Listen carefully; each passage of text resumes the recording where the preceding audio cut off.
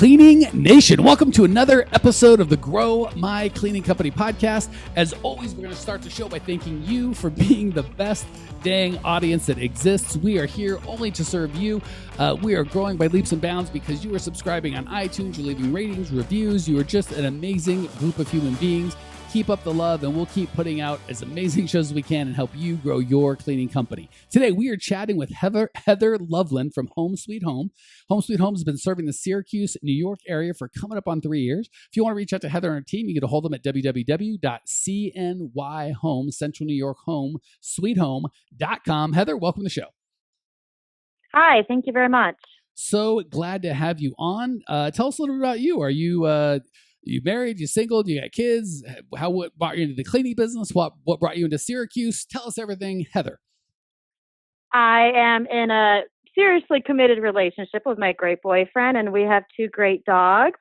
I've been in the cleaning business for going on about 17 years now, but I have had my own business for the last 3 years, and I'm a 3rd-generation house cleaner. Fantastic. So 17 years you were cleaning for somebody else and just taking hourly wages. And 3 years ago you said, I could do this myself. Yes, I got a little bit smarter. And how's that transition been like? Because I'm guessing there are dozens, if not hundreds of people listening right now that are in that same boat. Like, hey, I work for someone else. I want to do it myself. Was it scary? Talk to us through what that felt like and how it worked. I did start doing it part-time and just slowly started taking more time to fit my schedule. But I didn't let go of my full-time position until I felt really comfortable financially. Okay, cool. So you kind of dipped your toe in a little bit by just taking a job here and there without disrupting your main source of income. And when you felt comfortable, you made the leap. Absolutely. And if I can be so nosy, over the last 3 years, do you make less, more, the same? Do you work less, more, the same? Give us a little bit about your life now compared to then. I think it changes with the weeks, but we really have found a sweet spot this last couple of months, and we've grown by 3 times. We tripled our revenue and our employees in the last 3 months. And as far as the workload goes, that's something I'm trying to get help with today. But in the beginning, I worked way too much, and now I'm slowly taking myself out of the cleaning role and starting to do things behind the scenes. So still working quite a bit, but transitioning into a management role.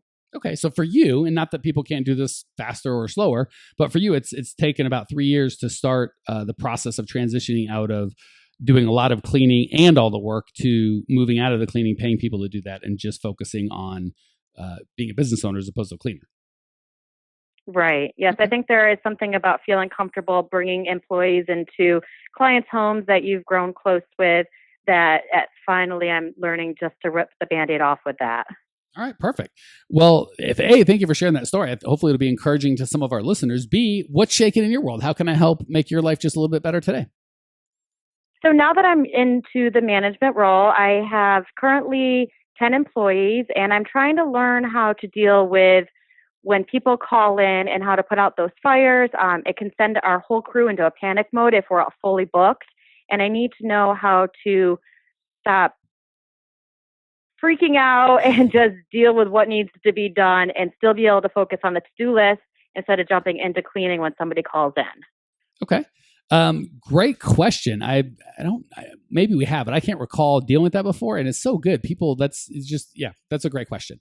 So first and foremost, you've already done step 1, which is recognize now that this is going to happen at some point in the future. The worst time is what drives me nuts. People like every time I feel like I'm getting on track, some employee quits or somebody calls in, how was I supposed to know it's going to happen? Well, you just told me it happens it's like going to a restaurant and you're like, oh, they don't have the nachos anymore? No, we don't have it. It's crazy too, because people ask every day for the nachos. It's like, well, then put them back on the menu. Like, tomorrow 20 people are going to ask for the nachos. Make the nachos. Why do you keep going? Oh yeah, it's the worst. It happens all the time. Owners of cleaning companies do the same thing. Like, yeah, it's the worst. People keep not showing up every time. Well, then they're not going to show up. Make a plan for not showing up. So step 1 is to move from the, how was I supposed to know someone might not show up at some point, to the, hey, I see this is a problem. I'm going to make a plan for it. So congrats on understanding step 1. Step 2, how many hours on average do your folks work in a given day or week? It's pretty big variety, but I would say right around 20 to 30. hours per week. Correct. Okay, good. So the first thing I like to do is have more employees working less hours than less employees working more hours. Does that make sense? Yes. Yeah, because if if you can have 5 employees working 10 hours a week or 10 employees working 5 hours a week, I'd rather have the 10, right? Because you create a culture of, I want more hours, as opposed to, good Lord, I can't take any more hours. So if and when you do need someone to cover a shift, it's not that,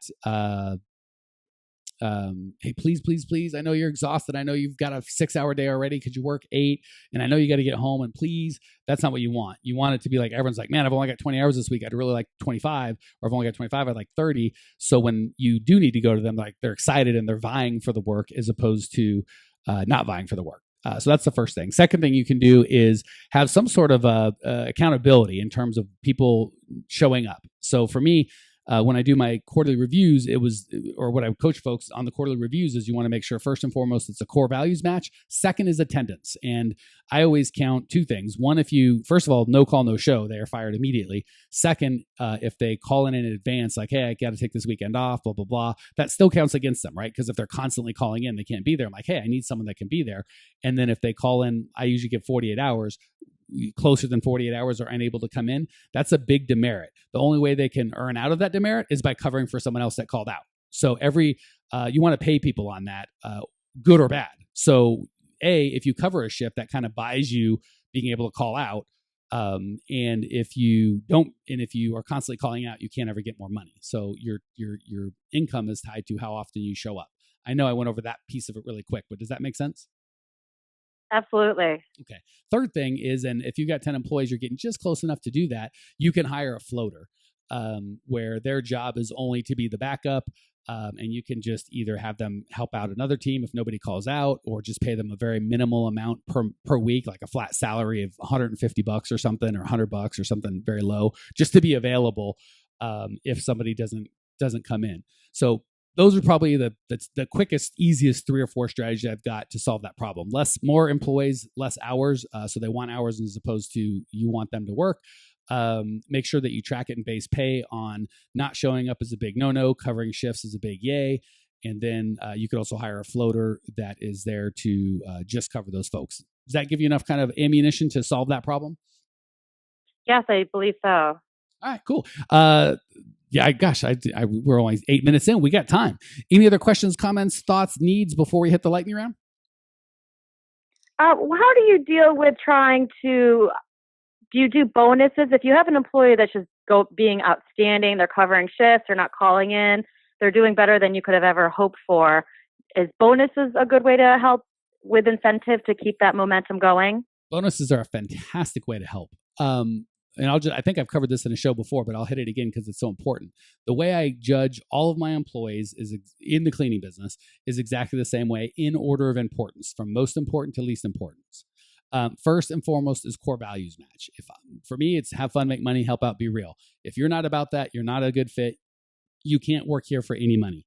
If those are the things that you're passionate about and turn you on and make you excited, you're welcome here. And my job is to not make you want to be about having fun, making money, being real, and helping out, but finding people that are already excited about that and kind of blow on that fire and stoke that fire. So that's the first and foremost thing I always judge employees on, is core values match. Second, in the cleaning business, is time and attendance, for sure. And I do a quarterly meeting, and that can either be where I'm going to give you a raise, I'm going to give you a bonus. If it's bonus, you might have a little quick meeting where it's like, hey, whoever had the best time and attendance ratio, i.e., you never missed a shift all month and you covered more shifts than anyone else, there's a $100 gift certificate this month. Next month, me and my boyfriend will take you and a guest out to dinner. The month after that, you get the good parking spot. The month after that, whatever you want to do, be creative. But yes, absolutely, I would do that. So first is core values match. Second is time and attendance. Third is complaints versus positive reviews. And they double if they're online, right? So if someone just calls in and says they did a bad job, that's a negative. If they call and say they did a good job, that's a positive. If they give a positive review online, that's like 5 good points. And if they give a negative review online, that's like 5 bad points. And then the fourth thing is going to be how quickly they clean, right? I want them to be cleaning close to par, right? If it's an hour job, I don't want them taking 20 minutes because I know they're doing a bad job. I certainly don't want them taking an hour and a half because I can't afford it. So those are the 4 ways I track people. I like doing it quarterly for pay raises, but if you just want to do a one-time bonus, I like monthly incentives for that, monthly prizes that people are into and having fun with. Did that answer your question? Yes, it did. Cool. Thank you. Yeah, that's what I'm here to do, my friend. Any other questions, or should we hit the lightning round? We can hit the lightning round.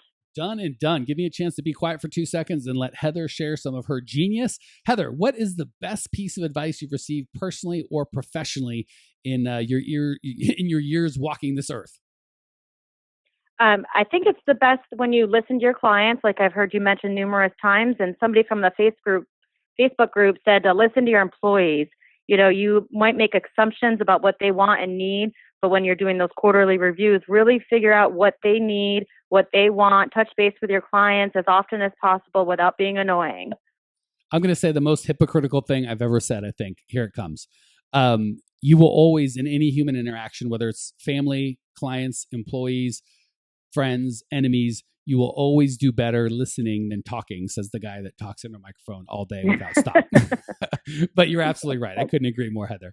What's the biggest mistake you've made in the cleaning business that maybe we can steer clear of and save ourselves some of the headache that you had to go through? Well, I mentioned that we've had a triple in our growth in the last 2 or 3 months, and I really think there were a few employees that I was attached to personally that weren't performing professionally that I should have fired quicker. So I would say instead of getting so attached, make sure that they are doing their job, what they're required to do, and if they're not, fire them. Gosh, that is good. I couldn't agree more. That is probably the biggest, I don't want to say hiccup, but frustration I see coaching owners trying to take it to the next level is, well, Susie's been with me forever, or Bob's been with me forever. We have this relationships outside of work, which is fine, but having the relationships outside of work's fine, but then treating them differently inside of work will absolutely kill you. Before I hit you with the last lightning round question, I realized you said twice that you've tripled in the last 3 months from sounds like 2 or 3 employees to 10. And Cleaning Nation is going to send me all the angry emails if I don't go, what happened? What'd you do? What changed? You've been doing this 3 years. Why all of a sudden 2 months ago did you start growing like wildfire? I stopped being afraid that I wasn't going to be able to give the employees the hours, and I overhired. I started kind of back to our original topic was I was so nervous that I was hiring very slowly, and then people wouldn't show up. They wouldn't be doing their job. I'd have to fire them, or they would quit. So I got advice from one of your podcasts, and I overhired, and the people who have lasted are doing a fantastic job. I have complete confidence in them. And now we have built a culture to just do such a good job. I'm not having to be at every single job anymore. Additionally, I got rid of the people that were holding us back where I couldn't send them to jobs without a supervisor. Sister, if you were here, I'd give you a big hug. I am constantly screaming and yelling and ranting like a lunatic. People get so scared. What do I do? It's chicken and the egg. I can't hire because I don't have the work to do them, and I can't get the work because I won't be able to find employees. I'm constantly saying, you must hire first. No one ever goes out of business because they have too many good employees. No one listens. So tell me the fear, on the emotional side, because everyone gets the concept, but it's the emotional side. They don't listen to me because I'm just the dumb coach. You're an actual person doing it. How did you get over that fear of, I'm not going to have enough hours for these people, and push through that and do what you need to do and hire?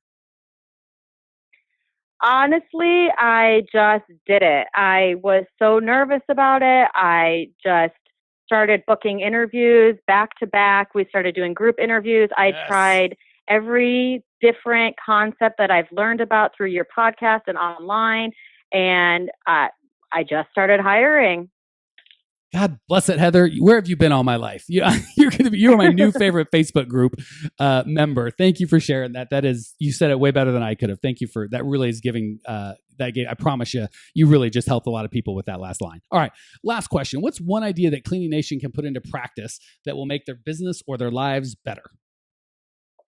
Track everything. Track your employee call-ins, track your client cancellations, track how you're spending your time as the owner, track your expenses, your sales, and really track your goals and make sure you're checking in with yourself every week to see where you are, where you want to be.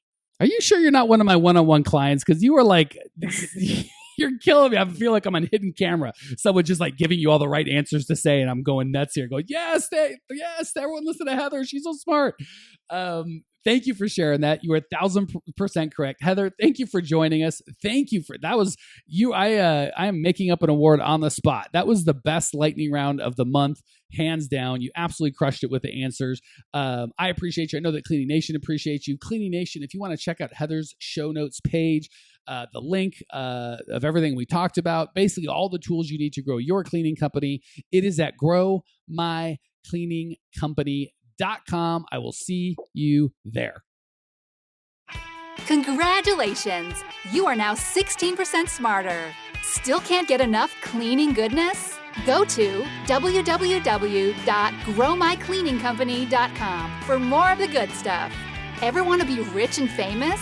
Owners of cleaning companies as well as industry experts can apply to be featured on the show by emailing our producer Natalie at support@growmycleaningcompany.com. Until then, don't miss out on all the latest cleaning industry lovin' at www.growmycleaningcompany.com. Check it out now.